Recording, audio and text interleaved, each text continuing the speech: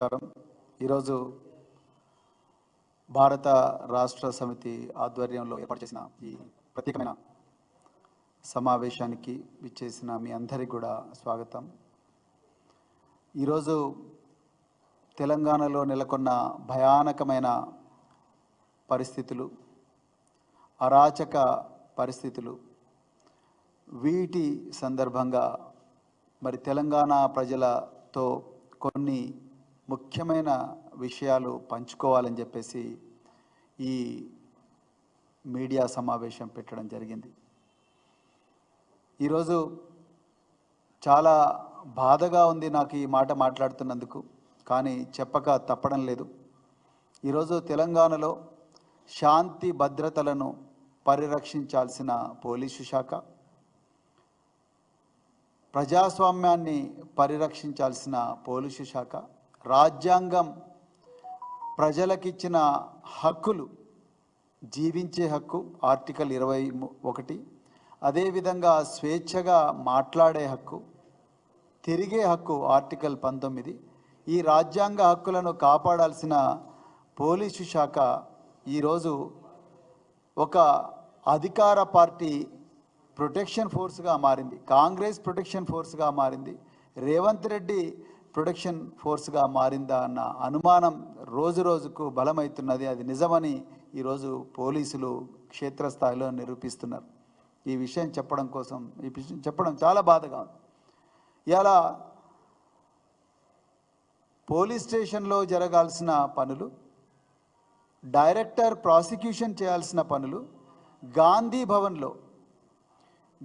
భవన్లో అక్కడ ఉండే కాంగ్రెస్ లీగల్ సెల్ మొత్తం కూడా ఎఫ్ఐఆర్లో ఏముండాలి, ఏం ఉండకూడదు, ఎవరి పేర్లు ఉండాలి, ఎవరి పేర్లు ఉండకూడదు, అవన్నీ కూడా వాళ్ళు రాసి ఆ కంటెంట్ను మరి వాళ్ళ కార్యకర్తలకు ఇస్తే, వాళ్ళ కార్యకర్తలు మేఘాల మీద ఆదిలాబాద్ నుండి అలంపూర్ దాకా, కొడంగల్ నుండి కోదాడ దాకా ఎక్కడ నుంచి వీలైతే అక్కడ వాళ్ళు కేసులు పెడుతున్నారు బీఆర్ఎస్ పార్టీ నాయకుల మీద. గాంధీ భవన్లో కంప్లైంట్లు తయారవుతున్నాయి, ఇది వాస్తవం. ఇవాళ గాంధీ భవన్ ఒక డైరెక్టరేట్ ఆఫ్ ప్రాసిక్యూషన్గా మారింది. తెలంగాణ ప్రజలందరూ కూడా గుర్తించాలి. ఇవాళ తెలంగాణలో పారదర్శకంగా మారాల్సిన పోలీస్ వ్యవస్థ గాంధీ భవన్ కనుసరణలో నడుస్తుందని చెప్పడం కోసం చాలా బాధపడుతున్నాను. ఇవాళ ముఖ్యమంత్రి సోదరులు రాజ్యాంగేతర శక్తులుగా మారి మొత్తం పోలీసు శాఖను తమ గుప్పిట్లో పెట్టుకున్నారు. అందుకొరకే ఈరోజు అరాచక పాలన నడుస్తూ ఉన్నది తెలంగాణలో. అయితే నేనేదో నామకే వాస్తే ఈ కామెంట్లు చేయడం లేదు, నేను ఆధారాలతో సహా వివరించడానికి ప్రయత్నం చేస్తాను. ఇలా ఒకసారి తెలంగాణ ప్రజలు గమనించాలి, తెలంగాణలో కాంగ్రెస్ పార్టీ ఏ పరిస్థితుల్లో అధికారంలోకి వచ్చింది. ఇలా తెలంగాణలో ముఖ్యమంత్రి స్థానంలో ఉండే వ్యక్తి మీద 2015లో ఒక కేసు రిజిస్టర్ అయింది. రెడ్ హ్యాండెడ్గా ఒక ఎమ్మెల్సీకి 5 కోట్ల రూపాయలు ఇచ్చి మరి ఒక ఎమ్మెల్సీ ఎలక్షన్లో ఓటు తీసుకుంటామని చెప్పి 50 లక్షల రూపాయలు ఇస్తూ రెడ్ హ్యాండెడ్గా పట్టుబడి ఏసీబీకి దొరికిన ఒక వ్యక్తి, జైల్లో దాదాపు నెల రోజులు గడిపిన వ్యక్తి ఈరోజు తెలంగాణలో రేవంత్ రెడ్డి రూపంలో ముఖ్యమంత్రిగా ఉన్నాడు. మళ్ళీ రెండవసారి ఆయన జైలుకు పోయించాడు, పర్మిషన్ లేకుండా ప్రైవేట్ ప్రాపర్టీలోకి ఎంటర్ అయినందుకు. సో ఈ విధంగా జైలుకు 2 సార్లు పోయించిన రేవంత్ రెడ్డి గారు ఇవాళ ముఖ్యమంత్రి పీఠం మీద కూర్చొని తానే ముఖ్యమంత్రి, తానే హోంమంత్రిగా మారాడు. ఇది పోలీసు శాఖకు పెద్ద సవాలుగా, ఒక ప్రతిబంధకంగా దాపురించిందనడానికి మీకు ఈ ఒక్క ఎగ్జాంపుల్ చాలు. ఇదొక్కటే కాకుండా ఈరోజు పోలీసు శాఖ చేస్తున్న పనులు చూస్తే మీకు క్లియర్గా అర్థమవుతుంది. అన్నం ఉడికిందా లేదా అనడానికి అన్ని మెతుకులు పిసకాల్సిన అవసరం లేదు, కేవలం ఒక 2 మెతుకులు పిసికితే చాలు. ఇలా ఏ పాపం ఎరగని కేటీఆర్ గారి మీద, ఆయన పార్టీ సీనియర్ నాయకులు, వర్కింగ్ ప్రెసిడెంట్, దాదాపుగా 10 సంవత్సరాలు ఇండస్ట్రీ శాఖ మంత్రిగా, అదేవిధంగా ఐటీ శాఖ మంత్రిగా, మున్సిపల్ అడ్మినిస్ట్రేషన్ శాఖ మంత్రిగా, పంచాయతీరాజ్ శాఖ మంత్రిగా, రూరల్ డెవలప్మెంట్ శాఖ మంత్రిగా ఎన్నో శాఖలు సమర్థవంతంగా నిర్వహించిన ఒక రాజకీయ నాయకులు ఈరోజు ఆయన మేడిగడ్డకు పోయి మేడిగడ్డ పరిస్థితి చూద్దామంటే దాని మీద ఒక కేసు, చార్మినార్ దగ్గర పోయి మీటింగ్ పెడితే అక్కడ ఒక కేసు. ఈ మేడిగడ్డ కేసు అయితే ఎంత హాస్యాస్పదం అంటే ఆయన పోతే డ్రోన్లో ఈయన పోయినట్టుగా పిక్చర్ తీసిండ్రు. ఆ డ్రోన్ వల్ల మేడిగడ్డ బ్యారేజ్కి డ్యామేజ్ అవుతుందని ఎఫ్ఐఆర్లో రాసిండ్రు పోలీసులు. అంటే మీరు అర్థం చేసుకోవచ్చు ఏ విధంగా పరిస్థితి ఉన్నది. కేటీఆర్ గారి మీద 6 కేసులు. మూసీ నది సుందరీకరణ పేరుతో 1,50,000 కోట్ల కుంభకోణానికి రేవంత్ రెడ్డి ఆయన అనుయాయులు మరి కుట్ర చేస్తే కేటీఆర్ గారు ఆ రోజు మేము కూడా ఉన్న వారితో కేటీఆర్ గారు కిషన్ బాగ్లో పోయి ప్రజలందరికీ ఏ విధంగా కుట్ర జరుగుతున్నది వాళ్ళ ఇళ్ళని కూల్చడం కోసం అనేది ప్రజలకు సోదాహరణంగా తన అనుభవంతో వివరిస్తే ఈరోజు దాని మీద కూడా కేసు పెట్టిండ్రు. వారు అన్నారు ఏమన్నారు, నువ్వు చీఫ్ మినిస్టర్వా అన్నారు. ఆ మాటను తీసుకొని గాంధీ భవన్లో కంప్లైంట్ తయారు చేసి ఇక్కడ కాదు ఎక్కడో ఊట్నూరులో ఉన్న ఆత్రం సుగుణ అనే ఒక కాంగ్రెస్ కార్యకర్తకు పంపిస్తే ఊట్నూరులో కిషన్ బాగ్లో జరిగిన దానికి ఊట్నూరులో కేసు రిజిస్టర్ చేసిండ్రు. అంటే గాంధీ భవన్ ఏ విధంగా ఆపరేట్ చేస్తుందనేది దయచేసి తెలంగాణ ప్రజలు గుర్తించాలి. ఆ విధంగా కేటీఆర్ గారి మీద దాదాపుగా 6 కేసులు రిజిస్టర్ చేసిండ్రు. ఇక ప్రతిరోజు మేము అక్కడ అరెస్ట్ చేస్తాం, ఇక్కడ అరెస్ట్ చేస్తాం, అది చేస్తాం, ఇది చేస్తామని తమకు అనుకూలంగా ఉండే మీడియాతోనే భయపెట్టించి ప్రలోభపెట్టి రకరకాల విధాలుగా మరి రూమర్స్ క్రియేట్ చేస్తూ ఉన్నారు. ఇక అది ఒకవైపు ఉంటే ఇక హరీష్ రావు గారి మీద ఈరోజు మనం ఇక్కడ మాట్లాడుతున్నాము. హరీష్ రావు గారు ఇలా గచ్చిబౌలి పోలీస్ స్టేషన్లో బందీ అయి ఉన్నాడు. ఇలా హరీష్ రావు గారు చేసిన పాపం ఏంటి? ఆయన తెలంగాణలో రైతుల పక్షాన నుండి పోరాడుతున్నారు, తెలంగాణ ప్రజల పక్షం నుండి పోరాడుతూ ఉన్నారు. తెలంగాణ ప్రజలకు ఈరోజు కాంగ్రెస్ ప్రభుత్వం 420 హామీలు ఇచ్చి 6 గ్యారంటీలు ఇచ్చి నిండా ముంచిందనే విషయాన్ని సోదాహరణంగా డేటాతోని తెలంగాణ ప్రజలకు ఎక్కడ వీలైతే అక్కడ వివరిస్తూ ఉన్నారు. 5 కేసులు చేసిన ఆయన మీద. అంటే అసెంబ్లీ వేదికగా రేపు 9వ తారీఖు నుంచి అసెంబ్లీ స్టార్ట్ అవుతున్నది. అసెంబ్లీ వేదికగా ఈ నాయకులు ఎక్కడ మమ్మల్ని ఉతికి ఆరేస్తారో ప్రజల సమక్షంలో అన్న భయంతో భయకంపితుడైన రేవంత్ రెడ్డి ఇలా కేవలం పోలీసు శాఖను ముందర పెట్టుకొని వీళ్ళందరి గొంతు నొక్కుతూ ఉన్నాడు. ఇది వాస్తవం. ఇలా హరీష్ రావు గారు మేము ఇక్కడ మాట్లాడుతున్నాం, అక్కడ ఇలా గచ్చిబౌలి పోలీస్ స్టేషన్లో బందీ అయి ఉన్నారు. ఆయన చేసిన పాపం అంతా ఈ రాష్ట్రంలో ప్రజలకు గొంతుగా మారడం, ప్రజాస్వామ్యాన్ని రక్షించడం. రేవంత్ రెడ్డి ప్రజల ఖజానాను లూటి చేస్తుంటే దాన్ని అడ్డుకోవడం ఇలా హరీష్ రావు గారు చేసిన పాపం. దానికి ఇలా ఆయన పోలీస్ స్టేషన్లో బందీ అయి ఉన్నాడు. ఆయన మీద 5 కేసులు పెట్టిండ్రు. గురుకులాల్లో పిల్లలు తిండి సరిగా లేదు, చదువు సరిగా రావడం లేదు, లక్షలాది మంది బిడ్డలు వాళ్ళ పరిస్థితి అగమ్య గోచరంగా ఉంది. తెలంగాణలో దాదాపు 1 కోటి మంది విద్యార్థులు వాళ్ళ తరం నాశనం అయ్యే పరిస్థితి ఉందని చెప్పేసి కేటీఆర్ గారు గురుకుల బాటాన్ని పెడితే మేమందరం కూడా గురుకుల విద్యాలయాలకు పోతే మా మీద కూడా కేసులు పెట్టిండ్రు. అంటే విద్యార్థులకు బాగా చదువు రావాలని అడగడం నేరమా? విద్యార్థులకు టాయిలెట్స్ ఉండాలని అడగడం నేరమా? విద్యార్థులకు అన్ని సబ్జెక్టులకు లెక్చరర్లు ఉండాలి, ఇంగ్లీషుకు, ఫిజిక్స్కు, కెమిస్ట్రీకి ఉండాలి, విద్యార్థులు డాక్టర్లు కావాలి, ఇంజనీర్లు కావాలి, పైలట్లు కావాలి, సినిమా యాక్టర్లు కావాలి, బిజినెస్ మెన్ బిజినెస్ ఉమెన్ కావాలి అని అడగడం నేరమా?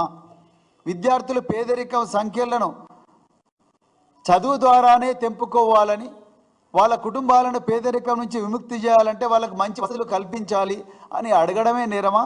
మా మీద కూడా కేసులు పెట్టిండ్రు. సంక్షేమ భవన్ ముందర పోయి మా పిల్లలకు జీవితం నాశనం అవుతుందని అడిగితే మా బీఆర్ఎస్పీ అధ్యక్షులు గెల్లు శ్రీనివాస్ మీద కూడా కేసు పెట్టిండ్రు.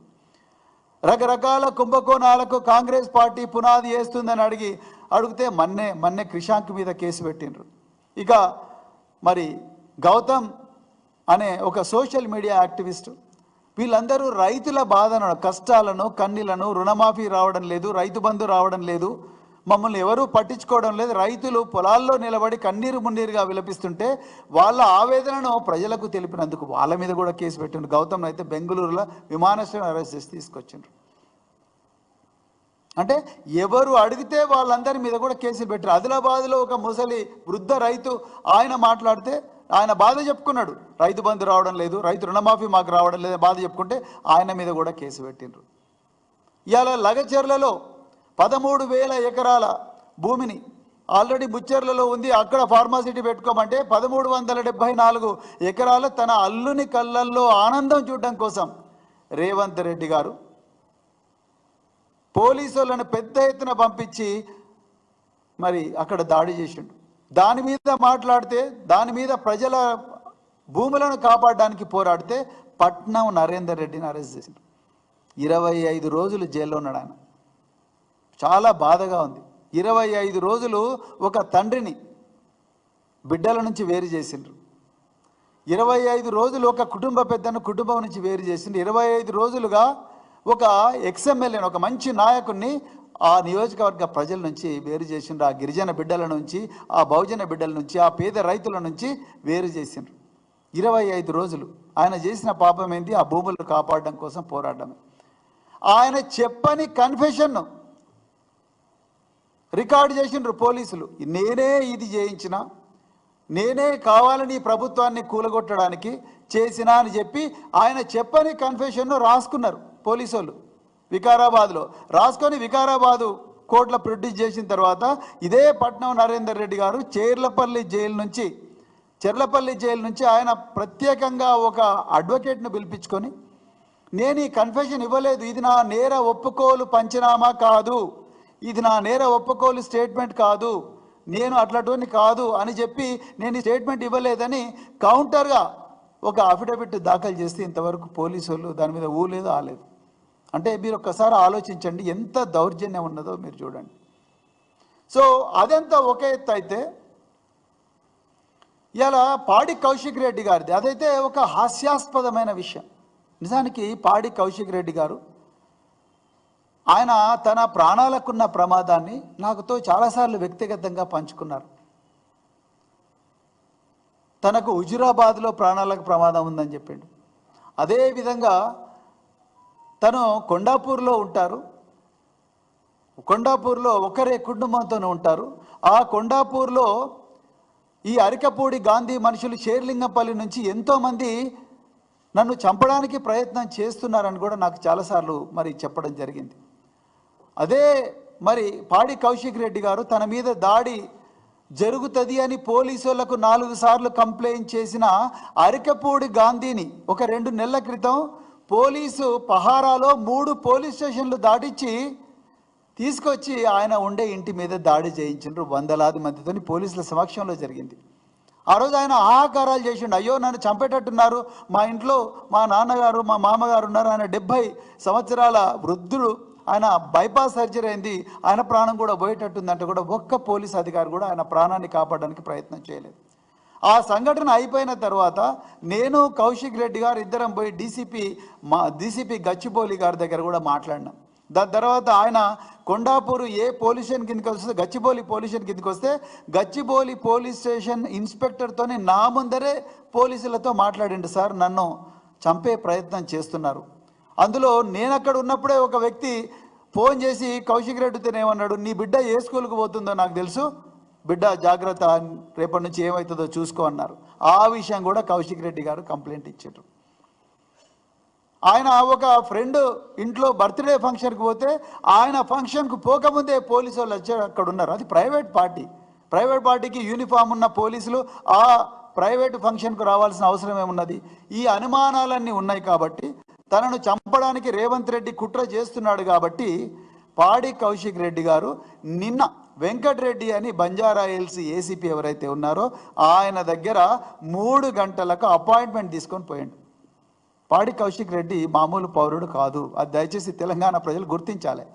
ఆయన ప్రజల చేత రాజ్యాంగబద్ధంగా ప్రత్యక్షంగా ఎన్నుకోబడ్డ ఎమ్మెల్యే. ప్రోటోకాల్ ప్రకారము ఎమ్మెల్యే చీఫ్ సెక్రటరీ పైన ఉంటారు. ఎమ్మెల్యేకు రాజ్యాంగము పార్లమెంటు ఆ ఎమ్మెల్యేలకు ఎంపీలకు ఆ ప్రివిలేజ్ ఇచ్చింది.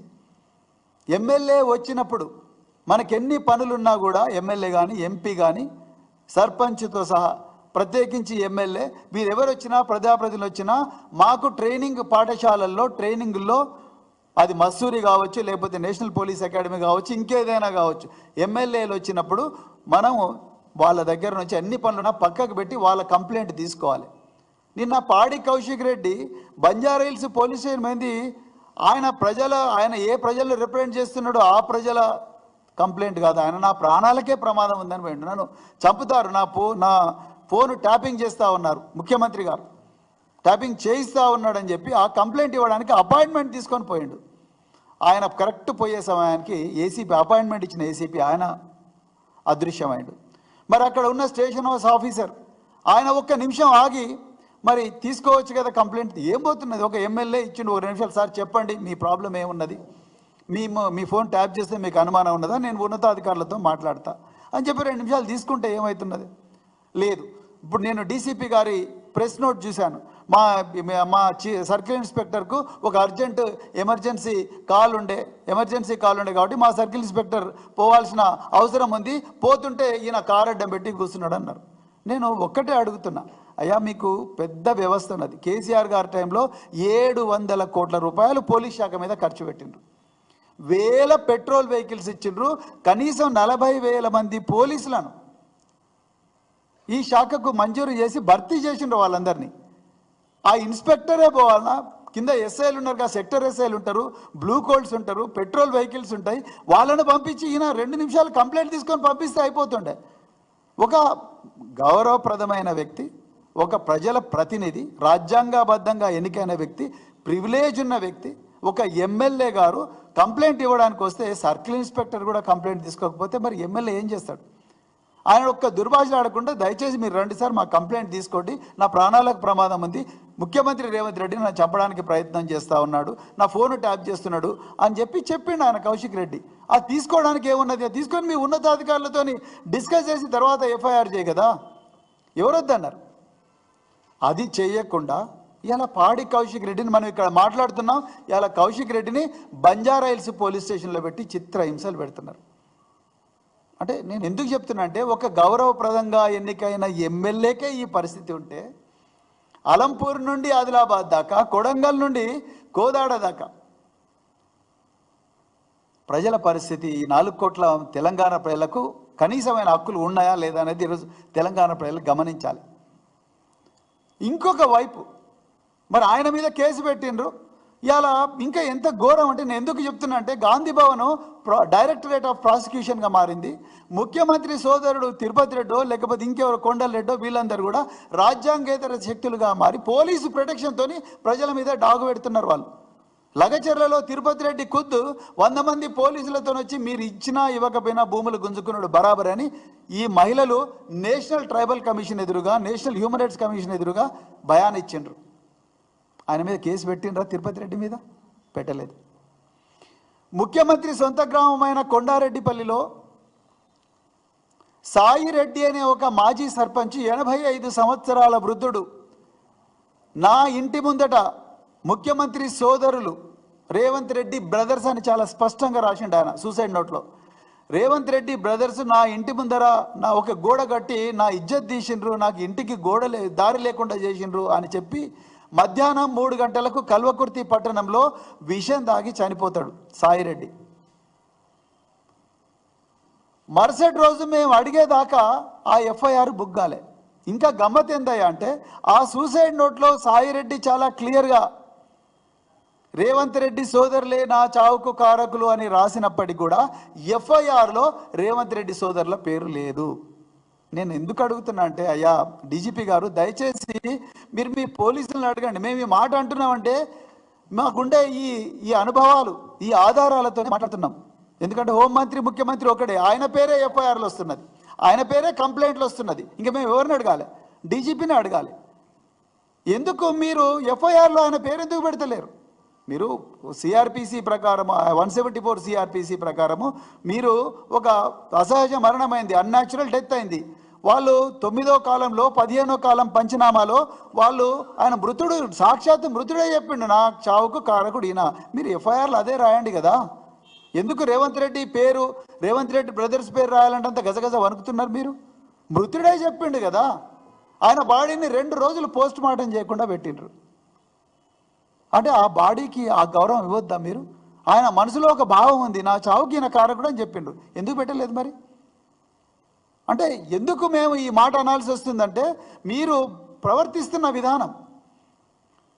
ఇక రెండవది, మీరు రేవంత్ రెడ్డి గారు ఎన్నో సందర్భాల్లో రకరకాల ఎలక్షన్లప్పుడు కానీ దాని తర్వాత కానీ చిన్న పిల్లల ముంగట, మన ఆయన జన్మదినం రోజు కూడా కేసీఆర్ను తిట్టకుండా ఉండలేదు, ఘోరంగా తిట్టిండు. మరి అది కూడా సెక్షన్ 196 బిఎన్ఎస్ ప్రకారం నేరమే కదా. ఆయన ఘోరంగా తిట్టిండు, చివరికి మీ జాతిని కూడా ఖతం చేస్తా అని తిట్టిండు రేవంత్ రెడ్డి గారు. మరి అది నేరమే కదా, 196 బిఎన్ఎస్ ప్రకారం నేరమే కదా. మరి అది సోమోటగా చేయాలిగా మీ పోలీసులు. అంటే ముఖ్యమంత్రికి ఒక న్యాయం, సాధారణ ప్రజలకు ఒక న్యాయమా? ముఖ్యమంత్రికి ఒక న్యాయం, బీఆర్ఎస్కి ఒక న్యాయమా? ఎక్కడ రాసింది చట్టంలో? మేము ఇచ్చిన కంప్లైంట్స్ ఏవి కూడా మీరు ఇంతవరకు తీసుకోలే. అదే కాంగ్రెస్ పార్టీ గాంధీ భవన్ నుంచి కంప్లైంట్ రాగానే ఊట్నూరులో కేసు రిజిస్టర్ చేస్తారు. మూసీ నది గురించి మేము మాట్లాడితే ఊట్నూరులో కేసు రిజిస్టర్ చేస్తారు. ఇది ఎక్కడ న్యాయం? ఎక్కడ మూసీ నది, ఎక్కడ ఊట్నూరు? అంటే గాంధీ భవన్ ఏం చెప్తే అది చేస్తారు, ముఖ్యమంత్రి కార్యాలయం ఏం చెప్తే అది చేస్తారు. సో ఈరోజు మేము పోలీసు వాళ్ళను ప్రత్యేకించి ఈ రిక్వెస్ట్ పోలీసు వాళ్ళకే చేస్తున్నాం. ఎవరు కూడా శాశ్వతం కాదు అధికారంలో. మీరు చట్ట ప్రకారం పోండి. మేము ఇచ్చే కంప్లైంట్లను కనీసం మీరు అక్నాలెడ్జ్మెంట్ ఇవ్వడం లేదు, జీడీ ఎంట్రీలు పెట్టడం లేదు. మీ మాన్యువల్లోనే ఉంది కదా, పోలీస్ మాన్యువల్లో పోలీస్ స్టేషన్కు వచ్చిన ప్రతి వ్యక్తి దగ్గర నుంచి కంప్లైంట్ తీసుకోవాలి. మీ దగ్గర రిసెప్షన్ డెస్క్ ఉన్నది, ఆ రిసెప్షన్ డెస్క్ నుంచి కంప్లైంట్ తీసుకొని జీడీలో ఎంటర్ చేయాలి. జీడీలో ఎంటర్ చేసిన తర్వాత అది ఒకవేళ కాగ్నిజబుల్ అఫెన్స్ అయితే మీరు కేసు రిజిస్టర్ చేయండి, లేకపోతే ఇంకొక విధంగా చేయండి. ఇప్పుడు కొత్తగా బిఎన్ఎస్ఎస్ రూల్స్ చేంజ్ అయినాయి. మీరు ఇవన్నీ చేయకుండా ముఖ్యమంత్రి ఏదో చెప్పిండని అడ్డదిడ్డగా వివరిస్తే రాష్ట్రం ఇట్లనే అతలాకుతలం అవుతుంది. ఇలా మేము ప్రజల కోసం పోరాడుతున్నాం, పోలీసు వాళ్ళ హక్కుల గురించి కూడా పోరాడుతున్నాం, పోలీసుల సరెండర్ లీవ్ల గురించి పోరాడుతున్నాం, టీఎస్ఎస్పీ కానిస్టేబుల్ల హక్కుల గురించి పోరాడుతున్నాం, హోంగార్డుల హక్కుల గురించి పోరాడుతున్నాం, హోంగార్డులకు పెంచాల్సిన జీతం గురించి పోరాడుతున్నాం. పోలీస్ స్టేషన్లో ఇన్వెస్టిగేషన్ ఛార్జెస్ బిల్స్ ఇప్పటి వరకు కూడా రావడం లేదు, వాటి గురించి పోరాడుతున్నాం. ఉద్యోగులకు రావాల్సిన కనీసమైన సౌకర్యాల గురించి పోరాడుతున్నాం, విద్యార్థుల గురించి పోరాడుతున్నాం, రైతుల గురించి పోరాడుతున్నాం, తెలంగాణ సంస్కృతి గురించి పోరాడుతున్నాం. తెలంగాణ తల్లికి, తెలంగాణ తల్లి అనే ఒక భావోద్వేగం ఏదైతే ఉందో, తెలంగాణ సంస్కృతికి నిలువుటద్దమైన తెలంగాణ తల్లి ఉందో, తెలంగాణ తల్లికి జరుగుతున్న అన్యాయం గురించి పోరాడుతున్నాం. మేము వేరే వాళ్ళ గురించి కూడా పోరాడతలేం. మేము ఈ దోపిడీకి వ్యతిరేకంగా పోరాడుతున్నాం. అయినా కూడా మీరు ఎందుకు చేస్తలేరు? మీరు ఎందుకు భయపడుతున్నారు? నేను పోలీసులను ఒక్కటే స్ట్రైట్గా అడుగుతున్నా, ఎవరు భయపెట్టిస్తున్నారు మిమ్మల్ని? ఎందుకు భయపడుతున్నారు? అంటే మీకు పోస్టింగ్లు రావని భయపడుతున్నారా? లేకపోతే లూప్ లైన్లకు పంపిస్తారని భయపడుతున్నారా? లేకపోతే మెమోలు ఇస్తారని భయపడుతున్నారా? ఛార్జ్ మెమోలు ఇస్తారని భయపడుతున్నారా? సస్పెన్షన్లు చేస్తారని భయపడుతున్నారా? లేకపోతే ఛార్జ్ ఏం చేస్తారని భయపడుతున్నారు? మీరు డిస్మిస్ చేస్తారని భయపడుతున్నారా? మీరు తీసుకోండి కదా. Why don't you acknowledge our complaint? Why don't you make a GD entry of our complaints? Why don't you register our complaints as FIRs? మేము బాధ్యతాయుతమైన పొలిటికల్ పార్టీకే మీరు ఈ పరిస్థితి ఉంటే, ఎమ్మెల్యేలనే మీరు ఉల్టా కేసులు పెట్టి పోలీస్ స్టేషన్లలో చిత్రహింసలు పెడితే, ఒక ఎమ్మెల్యే ఎక్స్ఎమ్మెల్యే పట్నం నరేందర్ రెడ్డి చెయ్యని నేరానికి 25 రోజుల నుంచి జైల్లో ఉంటున్నాడు. ఆయన చేసిన నేరం ఏంది? ఆ ప్రజల పక్షాన్ని ఉండడమే. కలెక్టర్ ఖుద్దు చెప్తున్నాడు నా మీద దాడి జరగలేదని. మీరు ఆయన నేరం ఒప్పుకోకపోయినప్పుడు కూడా ఫ్యాబ్రికేటెడ్ ఫోర్జరీ చేసి ఆయన మరి నేర ఒప్పుకోలు పత్రాలు రాసిండ్రు, కన్ఫెషన్ స్టేట్మెంట్ రాసిండ్రు. ఆయన అది నాది కాదు, నేను ఒప్పుకోలేదు, అసలు నేను నేరమే చేయలేదు, ఆయన కౌంటర్ అఫిడవిట్ ఇచ్చిండు. 24 రోజుల నుంచి 25 రోజుల నుంచి పట్నం నరేందర్ రెడ్డి చేయని నేరం అనుకున్నాడు. ఇలా ప్రాణాలకు భయం ఉందని పోలీస్ స్టేషన్కి పోతే ఆయన ప్రాణాలకే ప్రమాదం వచ్చే పరిస్థితి ఇలా బంజారాహిల్స్ పోలీస్ స్టేషన్లో ఉన్నది. కేటీఆర్ గారి మీద కేసులు, హరీష్ రావు గారి మీద కేసులు, సోషల్ మీడియా యాక్టివిస్ట్ మీద కేసులు, మా అందరి మీద కేసులు. ఎంతమంది మీద కేసులు పెడతావు? ఎంతమందిని జైల్లోకి పంపిస్తావు రేవంత్ రెడ్డి? తెలంగాణలో ఉండే జైళ్ళ సంఖ్య ఎంత? తెలంగాణలో ఉండే జైళ్ళ కెపాసిటీ ఎంత? 7,000 మంది ఖైదీలను మాత్రమే నువ్వు పెట్టుకోగలవు. కానీ తెలంగాణలో 4 కోట్ల మంది ప్రజలు ఇవాళ నీ పాలన మీద తిరగబడుతున్నారు. నువ్వు చేసిన మోసం మీద తిరగబడుతున్నారు. నువ్వు చేసిందంతా కూడా ఘరానా మోసం, నువ్వు దోపిడీ చేస్తున్నావు అని చెప్పి తిరగబడుతున్నారు. ఆ 4 కోట్ల మందిని జైల్లో పెడతావా? ఎక్కడి తీసుకొస్తావు జైలు? పోలీసు శాఖను అడ్డం పెట్టుకొని గేమ్ ఆడుతున్నావు. అందుకొరకు ఈరోజు మరి నేను మరొక్కసారి పోలీస్ శాఖ వారికి నేను ప్రత్యేకించి అడ్వైజ్ చేస్తున్నా, మీరు దయచేసి పారదర్శకంగా ఉండండి. రాబోయే రోజుల్లో పారదర్శకంగా పనిచేసిన పోలీస్ అధికారులను, ప్రజల కోసం పనిచేసిన పోలీస్ అధికారులు, మేము తప్పు చేస్తే మమ్మల్ని కూడా నిందించండి, నో ప్రాబ్లం. పారదర్శకంగా ప్రజల కోసం సమర్థవంతంగా చట్టానికి లోబడి రాజ్యాంగాన్ని కాపాడే ప్రతి పోలీస్ అధికారిని, ప్రతి ప్రభుత్వ అధికారిని బీఆర్ఎస్ పార్టీ కాపాడుకుంటుంది. మా సహనాన్ని దయచేసి పరీక్షించకండి. కోర్టు ఎన్నోసార్లు మొట్టికాయలు వేసింది. బెయిలబుల్ సెక్షన్స్లో కూడా మీరు మా నాయకులను అరెస్ట్ చేసి మెజిస్ట్రేట్ల ముందర ప్రొడ్యూస్ చేస్తున్నారు. 35(3) BNSS ఏం చెప్తున్నది? ఆనాడు Avneesh Kumar versus state of బీహార్లో సుప్రీంకోర్టు ఏం చెప్పింది? 7 సంవత్సరాల శిక్ష కన్నా తక్కువగా ఉంటే మీరు స్టేషన్ బెయిల్ ఇవ్వవచ్చు, వీళ్ళని ఇబ్బంది పెట్టకండి అని చెప్పింది. మళ్ళీ మీరు మేజిస్ట్రేట్ల దగ్గర తీసుకుపోతే అది ఎన్ని గంటలకు తీసుకుపోతున్నారు? రాత్రి 12 గంటలకు తీసుకుపోతారా? రాత్రి 12 గంటలకు మేజిస్ట్రేట్లు నిద్రపోతుంటే వాళ్ళ ఇళ్ళ దగ్గరికి పోయి మీరు మమ్మల్ని నిందితులుగా చూపిస్తే తీసుకుపోతున్నారు. ఇది న్యాయమేనా? ఉదయం 6 గంటలకు తీసుకుపోతారా? మేజిస్ట్రేట్లు మొట్టికాయలు వేస్తున్నారు. హైకోర్టు ఐఓలకు మెమోలు ఇస్తున్నది, మీరు ఎందుకు ఇట్లా చేస్తున్నారు, మీరు ఎందుకు సతాయిస్తున్నారు వీళ్ళను, వీళ్ళేం నేరం చేయలేదు కదా అని. అయినా కూడా మీరు ఈరోజు సంబంధం లేని కేసులు, అదేవిధంగా నిన్నగాక మొన్న హరీష్ రావు గారి మీద పంజాగుట్ట పోలీస్ స్టేషన్లో ఆయన కంప్లైంట్ ఇచ్చిన వ్యక్తి మీద దాదాపుగా 7 కేసులున్నాయి. చక్రధర్ గౌడ్ మీద 8 కేసులున్నాయి. అది 1 సంవత్సరం తర్వాత ఆయన ఊహించుకుంటూ ఊహాత్మకమైన మాటలతోని కంప్లైంట్ ఇచ్చిండు. ఆ ఊహను కూడా మీరు ఎఫ్ఐఆర్గా కన్వర్ట్ చేసిండ్రు. మేమేమో డైరెక్ట్ ముఖ్యమంత్రి మీ లాగులలో తొండలు ఇడుస్తాం, మీ పేగులు మెడకేసుకొని తిరుగుతా, మిమ్మల్ని బుల్డోజర్ పెట్టి చంపుతా అని చెప్పి ఎన్ని ఘోరమైన మాటలు మాట్లాడుతున్నా ఇలా మీరు మాత్రం మేము కంప్లైంట్ ఇస్తే కనీసం జీడీ ఎంట్రీ కూడా చేయడం లేదు. అదే మేము చెప్తున్నాం, ప్రజల ముందర పెడుతున్నాం. మేము తెలంగాణ ప్రజల ముందర ఇంత ఘోరమైన పోలీసు పక్షపాత వైఖరిని ఈ తెలంగాణ చరిత్ర ఉమ్మడి రాష్ట్రంలో చూసి ఉండదు, మరి కొత్త రాష్ట్రం వచ్చిన తర్వాత కూడా చూసి ఉండదు. నేను అందుకొరకే ఈరోజు తెలంగాణ ప్రజలందరూ కూడా ఎందుకంటే ఈరోజు ముఖ్యమంత్రి, హోంమంత్రి ఒక్కటే వ్యక్తి, ఆయన పేరే ఎఫ్ఐఆర్లలో మళ్ళీ వస్తుంది కాబట్టి, మరి ఆయనే 2 కేసుల్లో నిందితుడు కాబట్టి ఆయన గురించి ఇక్కడ మాట్లాడి లాభం లేదు.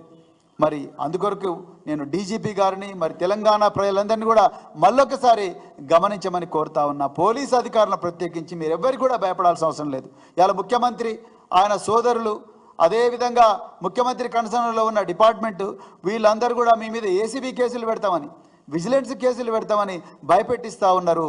మేము పోలీస్ అధికారులకు, ప్రభుత్వ అధికారులకు ఒక్కటే చెప్తా ఉన్నాం, మీరు దయచేసి భయపడకండి. మీరు పారదర్శకంగా పనిచేసినంత కాలం, సమర్థవంతంగా పనిచేసినంత కాలం, ప్రజల కోసం పనిచేసినంత వరకు కూడా రేపొద్దున ఈ వీళ్ళు అక్రమంగా కేసులు పెట్టినా బీఆర్ఎస్ పార్టీ అధికారంలోకి వచ్చిన తర్వాత ఆ అక్రమ కేసులన్నీ కూడా తప్పనిసరిగా ఎత్తేస్తుంది అనే విషయం కూడా మీరు దయచేసి గుర్తుపెట్టుకోవాలని మళ్ళీ రిపీట్ చేస్తున్నా. రాజ్యాంగేతర శక్తుల ప్రమేయం ఇలా పోలీసు శాఖలో ఉన్నది. దానివల్లనే తెలంగాణలో ఇంత అరాచకమవుతున్నది. పాడి కౌశిక్ రెడ్డి గారిని వెంటనే రిలీజ్ చేయాలి. ఎందుకంటే ఆయన మీద పెట్టిన కేసే అక్రమం. ఆ కేసులో ఆయన పారిపోయే వ్యక్తి కాదు, 9వ తారీఖు నుంచి అసెంబ్లీలో మాట్లాడాల్సిన వ్యక్తి, రైతు రుణమాఫీ గురించి మాట్లాడాల్సిన వ్యక్తి. హరీష్ రావు గారిని అరెస్ట్ చేస్తే ఆయన విడుదల చేస్తే పారిపోయే వ్యక్తి. అసలు ఆయన అరెస్ట్ చేయడమే తప్పు. జగదీష్ రెడ్డి గారిని అరెస్ట్ చేయడమే తప్పు. వీళ్ళందరూ రేపు అసెంబ్లీలో వీళ్ళందరిని ఉతికి ఆరేస్తారని, వీళ్ళందరూ నిలదీస్తారని భయంతోనే ఇవాళ వాళ్ళ గొంతు నొక్కుతున్నాం. అందుకొరకు పాడి కౌశిక్ రెడ్డి గారిని, జగదీష్ రెడ్డి గారిని, అదేవిధంగా హరీష్ రావు గారిని, వీళ్ళందరినీ కూడా, షంబీపూర్ రాజు గారిని, ఇంకెవరినైతే ప్రజాప్రతినిధులను అరెస్ట్ చేసిండ్రో వాళ్ళందరినీ అర్జెంటుగా రిలీజ్ చేయాలి. అదేవిధంగా బెయిలబుల్ కేసెస్లో మెజిస్ట్రేట్ల మీద ప్రొడ్యూస్ చేయడం మానుకోవాలి. మరి బీఆర్ఎస్ కార్యకర్తలు సతాయించడం మానుకోవాలి. అదేవిధంగా కేటీఆర్ గారి మీద, హరీష్ రావు గారి మీద, ఇంకెందరో మంది నాయకుల మీద పెట్టిన కేసులన్నీ కూడా బేషరతుగా ఉపసంహరించుకోవాలి. గాంధీ భవన్లో ఏం జరుగుతుందో ప్రజలకు తెలియాలి. గాంధీ భవన్లో ఈ కంప్లైంట్స్ అని కూడా మ్యానుఫ్యాక్చర్ అవుతున్న ఆ విషయం కూడా ప్రజలు తెలుసుకోవాలని చెప్తూ మరి ఇంత చక్కటి అవకాశం ఇచ్చిన మీడియా మిత్రులందరికీ కూడా మరొక్కసారి హృదయపూర్వక ధన్యవాదాలు చెప్తూ పాడి కౌశిక్ రెడ్డి గారిని వెంటనే విడుదల చేయాలని చెప్పేసి డిమాండ్ చేస్తూ ముగిస్తున్నాను. జై తెలంగాణ.